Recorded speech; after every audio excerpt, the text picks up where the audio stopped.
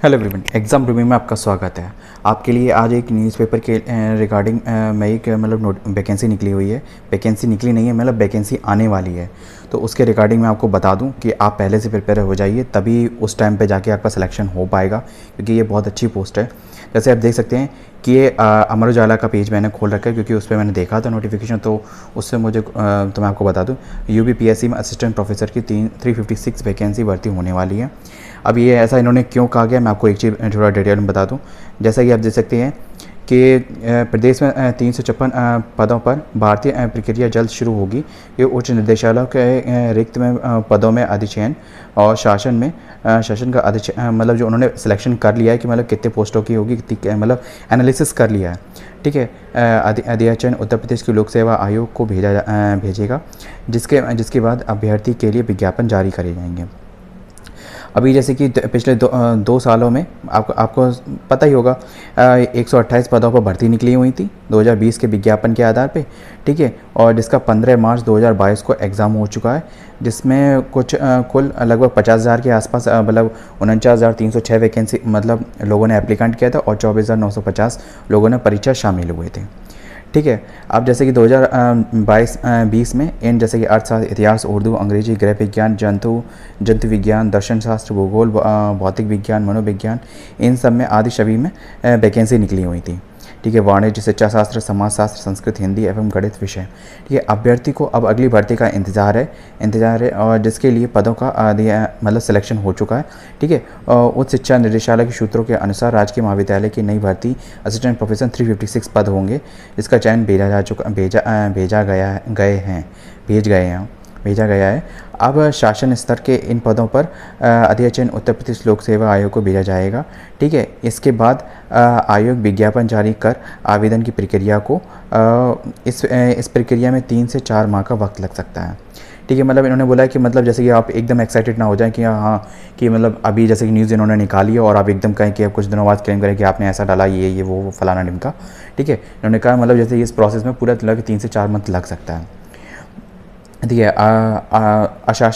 अशासकीय कॉलेजों में भर्ती के अनुसार परीक्षा का इंतजार, और जैसे कि प्रदेश के शासकीय एवं सहायता प्राप्त महाविद्यालय में असिस्टेंट प्रोफेसर के 981 पदों पर भर्ती के आवेदन की प्रक्रिया पूरी हो चुकी है। ठीक है, आवेदन की अंतिम तिथि 31 अगस्त थी। 1 माह का समय बीत चुका है, और उत्तर प्रदेश उच्चतर शिक्षा सेवा आयोग ने सभी लिखित परीक्षा की तिथि घोषित नहीं की है। ठीक है, अभ्यर्थी को परीक्षा तिथि घोषित होने का इंतज़ार है, और इस बार अभ्यर्थी ने आयोग में ज्ञापन देकर यह मांग की है कि प्रयागराज के साथ प्रदेश के अन्य जिलों में भी परीक्षा केंद्र बनाए जाएं। परीक्षा के लिए लगभग 1,14,000 अभ्यर्थियों ने आवेदन किया है। टोटल कितनी वैकेंसी के लिए? 981 वैकेंसी के लिए। यहीं पे ये आर्टिकल ख़त्म है। अभी आवेदन गई, ये ऐसा क्यों कहा गया, मैं एक चीज़ बता दूं, क्योंकि सब लोग चाहते हैं कि थोड़ा मतलब हमारे घर से नियरेस्ट थोड़ा हो, तो थोड़ा ना सही रहता है। मतलब हमारा रीचमेंट करना, कभी कभार कोई इशू ऐसा हो जाता है कि हम लोग लॉन्ग डिस्टेंस कवर नहीं कर पाते हैं। कोई हेल्थ इशू हो सकता है, या कोई मेडिकल इशू, या घर में कोई ऐसी प्रॉब्लम आ जाती है कि एकदम इतना टाइम नहीं बचता है कि क्या बोलते हैं। क्योंकि वैसे तो कोई दिक्कत नहीं होती है, किसी भी एग्जामिनेशन के लिए हम लोग प्रिपेयर होते हैं, माइंड मेकअप कर लिया होता है कि हाँ भाई इतनी दूर है तो कोई दिक्कत नहीं है, इतने पास है तो कोई दिक्कत नहीं है। अब जैसे प्रयागराज है ना, तो जैसे कि वहाँ के लखनऊ के आसपास के भी लोग हैं ना, तो वो उनके लिए ठीक रहेगा। ठीक है, और जैसे कि दूर इधर चले जाओ, जैसे कि मेरठ है, आगरा है ना, फ़रुखाबाद है ना, फिरोज़ाबाद है ना, शुकाबाद है, और इधर मथुरा है। तो अगर जैसे कि इन रीजन के बच्चे भी जब उधर जाते हैं ना, तो फिर उनके लिए थोड़ा एक मतलब एकदम ऑड रूट, अपोजिट रूट पड़ जाता है। तो जैसे कि बहुत सारे एग्जाम्स के सेंटर, जैसे कि आप तो लगभग मतलब आसपास के, अगर जैसे कानपुर में भी पड़ता है, और लगभग कुछ मतलब जो अच्छी सिटीज़ है ना, जिसमें बहुत सारे एग्ज़ाम होते हैं, तो मतलब इसका भी अगर डाल दे तो थोड़ा ना बच्चों के लिए थोड़ा रिलैक्स हो जाएगा, है ना। थोड़ा उनका जैसे कि बहुत सारे लोगों के पास इतना मतलब पैसा नहीं होता, एक्सपेंस नहीं होता कि हम इतना दूर तक ट्रैवल कर पाएँ, और बहुत दिक्कत हो जाती है, नाइट वेटिंग करनी पड़ती है, बहुत सारे इश्यूज़ हो जाते हैं।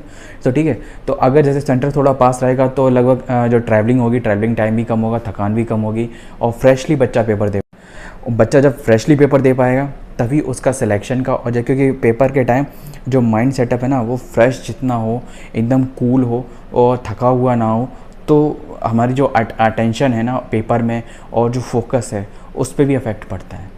तो ये रिक्वेस्ट है सभी बच्चों की, और ये मतलब मैं अपनी बताऊँ तो मैं भी एक एस्पिरेंट ही हूँ, है ना, दोनों ही हूँ, मैं गाइड भी करता हूँ, एस्पिरेंट भी हूँ, तो मुझे भी लगता है कि अगर ऐसा होना चाहिए। तो आपको क्या लगता है, आप प्लीज़ कमेंट बॉक्स में बताइएगा। तो वीडियो इन्फॉर्मेटिव लगी तो वीडियो को लाइक और चैनल को सब्सक्राइब करना ना भूलें। Thank you.